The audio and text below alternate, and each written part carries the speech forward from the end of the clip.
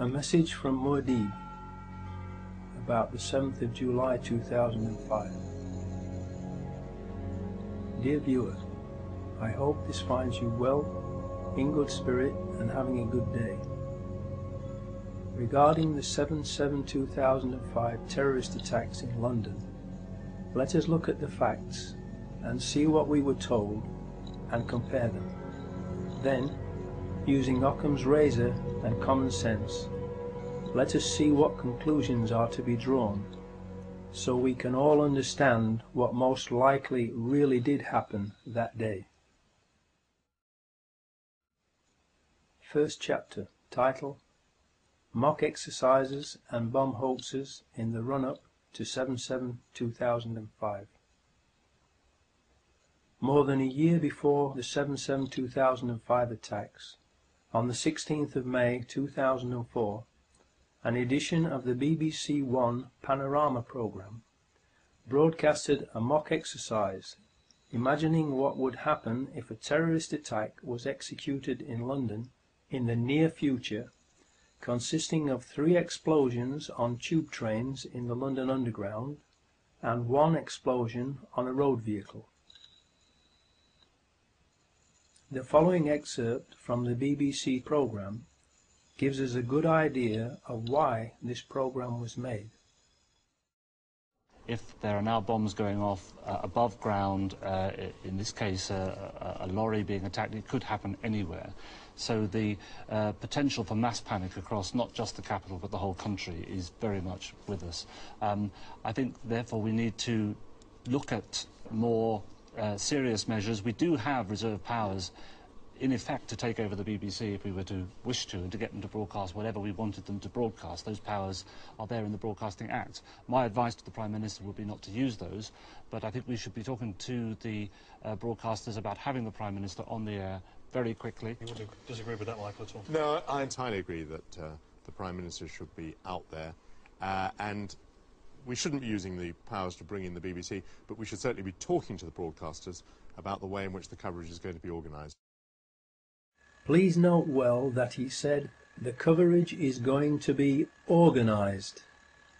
In other words, he was saying that they would write the script for and then edit and control the media coverage of an event in which there were 3 explosions on London tube trains and 1 on a road vehicle, if such an event were to take place in the near future. The question that begs to be asked is this: was that what they were actually in the process of planning, and precisely the reason for that programme?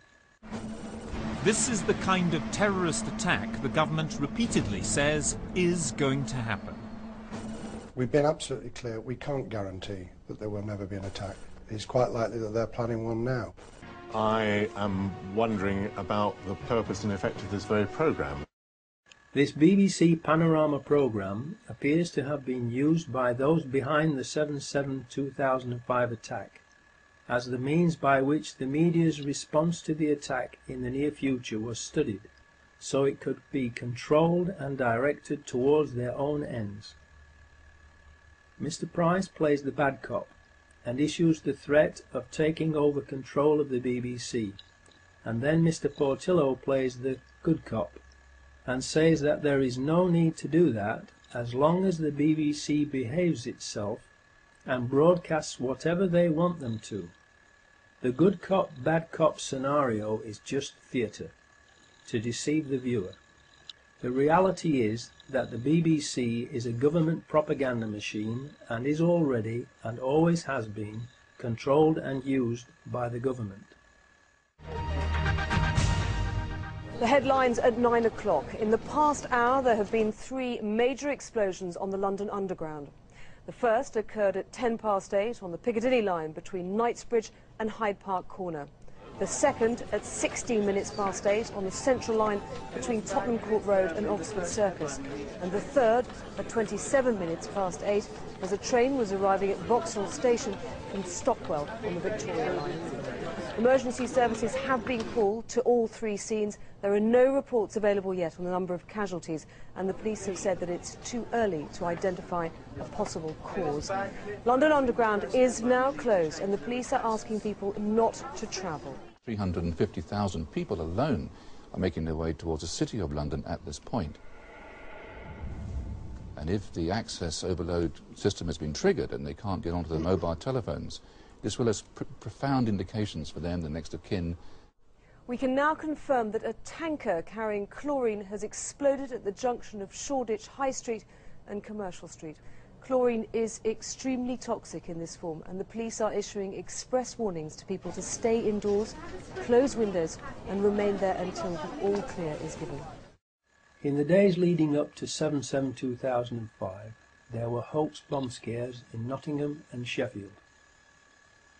Were these false alarm hoaxes meant not only to cause panic and confusion, but also to lull everyone into a false sense of security and into thinking that the initial reports in London on 7/7/2005 would also be false alarm hoaxes, so people would ignore them until it was too late?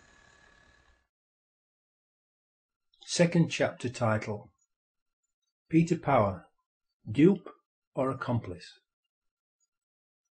Then, on 7/7/2005, we were told on TV by Peter Power of Visor Consultants that they, and the private company employing them, who helped choose the scenario for it, were running a mock terrorist drill in the London Underground, with practically the same scenario as what actually really happened on that day.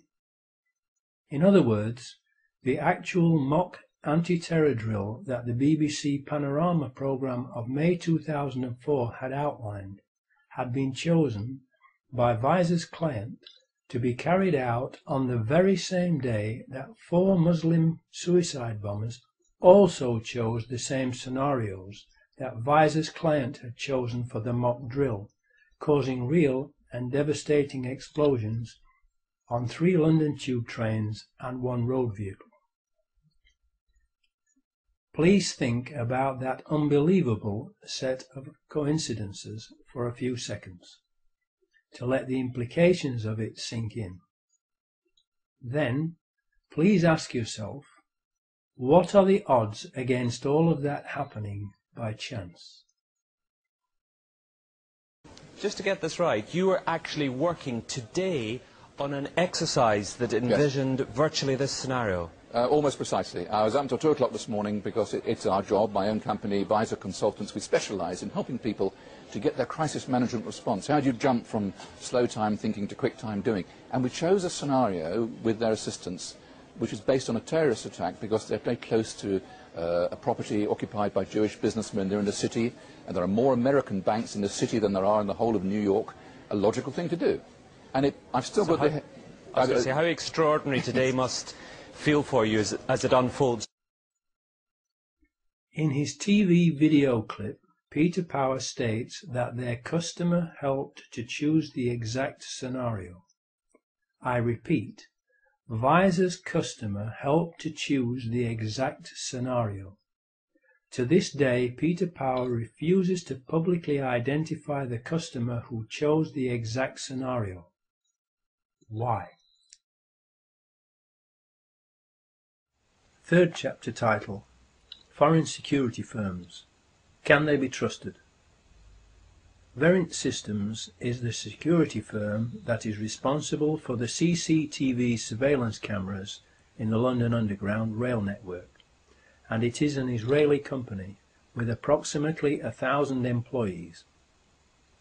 No CCTV footage of the 4 Muslims boarding the tube trains has been released by Verint, who claim that their cameras were not working. Why? Because the 4 Muslims were not on the tube trains that blew up. Fourth chapter title: The 4 Muslims, Actors or Patsies?